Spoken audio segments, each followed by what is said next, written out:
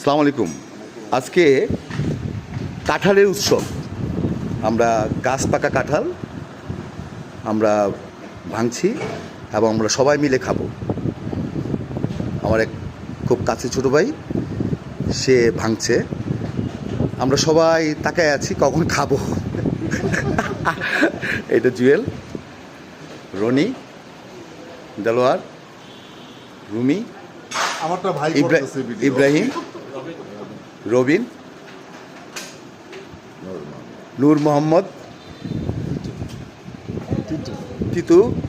টিটু। এই সেই ব্যক্তি, যেই ব্যক্তি আমাদেরকে এই কাঁঠালটি উপহার দিয়েছে। হ্যাঁ, আমাদের মহাজন, বাবুল মহাজন নামে পরিচিত।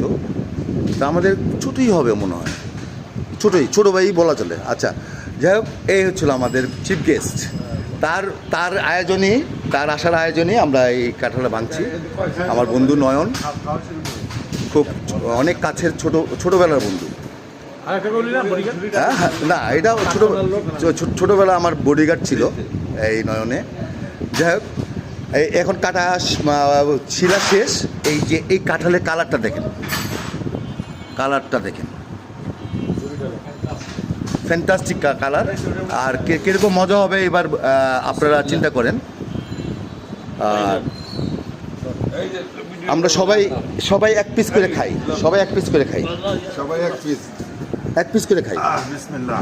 তারপরে খাওয়ার বিসমিল্লাহির রহমানির রহিম। রসালো কাঁঠাল, রসালো, হ্যাঁ, একদম রসালো কাঁঠাল।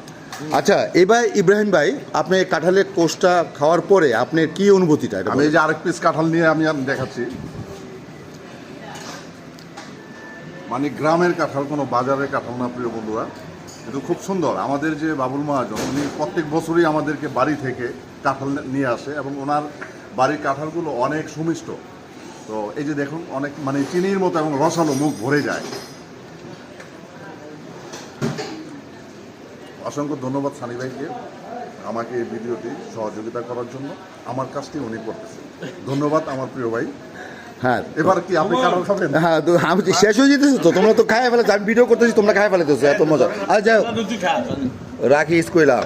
আচ্ছা, পাইছি, অসুবিধা নেই।